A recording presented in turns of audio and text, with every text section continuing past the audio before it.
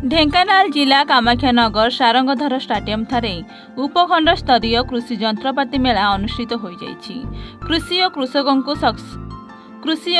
को सशक्तिकरण करिया पई चाषी आवश्यक कृषि जंत्रपाति को एठारे प्रदर्शित करा जायथिला।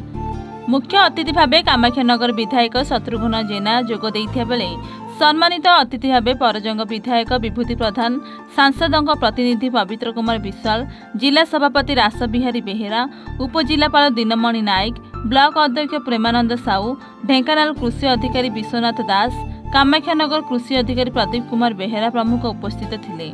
गोटे स्थान में समस्त जंत्रपाति प्रदर्शन हेबा द्वारा चाषी तापाई दरकार थिबा जंत्रपाति को सठिक भाव में बुझीपारी क्रय कर सुविधा पाई, जहाँफल परवर्ती समय चाषी यह नहीं चाष करने द्वारा अधिक लाभवान हो पार।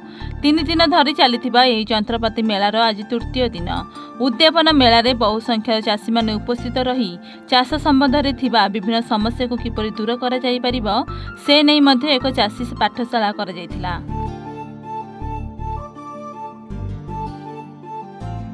कृषि जंत्रपाति मेला आमर चाषी भाई मान जो 4टी ब्लॉक रही आम उपखंड में 4टी ब्लॉकर कृषि जंत्रपातिर ये हूँ प्रदर्शनी क्षेत्र गोटे कराई। आमर भाई मैंने चाषी भाई मैंने आम मेला पूर्वर सचेतनता वार्ता पठाई बहु संख्यार जोग देवाई आम आह्वान जनइलु परामर्श देलु। आज से कथा को से रखी आज बहुल मात्रा आज उपस्थित अच्छा। आज हूँ प्रथम दिवस थिला जोटा कि आम सब कलेक्टर महोदय कर कमल आम उद्घाटन करूँ।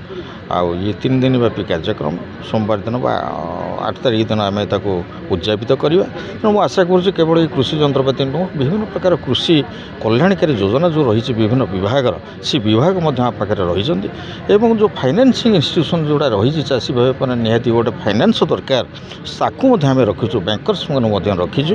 तेणु ये कार्यक्रम निश्चित भाव चाषी भाई उपादेय हम और भविष्य में आर्थिक स्थिति को सुदृढ़ कर। Thank you. आज आमर कामाख्यानगर सारंगधर स्टाडियम ठारे उपखंड स्तरीय कृषि जंत्रपाति मेला उद्घाटन हो जाइए। आप जानते प्राय आम अंचल चाष पर निर्भर करुच्ची। चाषर उन्नति हेले ब्लॉकर उन्नति हम, राज्यर उन्नति हम और देशर उन्नति हम। से आज जो कृषि जंत्रपाति मेला अनुष्ठित होती प्रायतः आज आप समस्त जानते प्रायतः वैज्ञानिक प्रणाली रे समस्ते चाष कले निहाती भाव में अधिक लाभदान हेबे।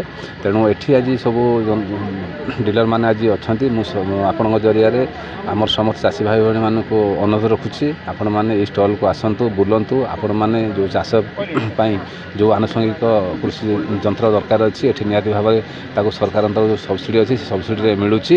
कारण एवं आप जानते प्रायतः सब गाँ गहली श्रमिक मान अभाव होची ताकू पूरण करने जो जंत्रपाति मेला होती आपण आसतु तार लाभ नियंतु एवं सरकार जो सब्सिडी अच्छी से सब्सिडी लाभ नियंतु। शेष समस्त धन्यवाद दूसरी। आज आम कामाख्यानगर कृषि जंत्रपाति मेला आम कामाख्यानगर कर समस्त धन्यवाद दूसरी। देखो आज आमर कामाख्यानगर सारंगधर स्टाडियम ठारे 3 दिनिया कृषि जंत्रपाति मेला उद्घाटन होती 3 दिन धरिकी चलो। आज आमर प्रथम दिन कार्यक्रम सरी बर्तमान चाषी मान पाठशाला हम आम आशा रखुचु बहुत चाषी आसवे आज विभिन्न जंत्रपाति देखिए और तार लाभ उठे। ढेंकानाल स्वतंत्र प्रतिनिधि अक्षय कुमार नंद का रिपोर्ट एवन ओडिशा।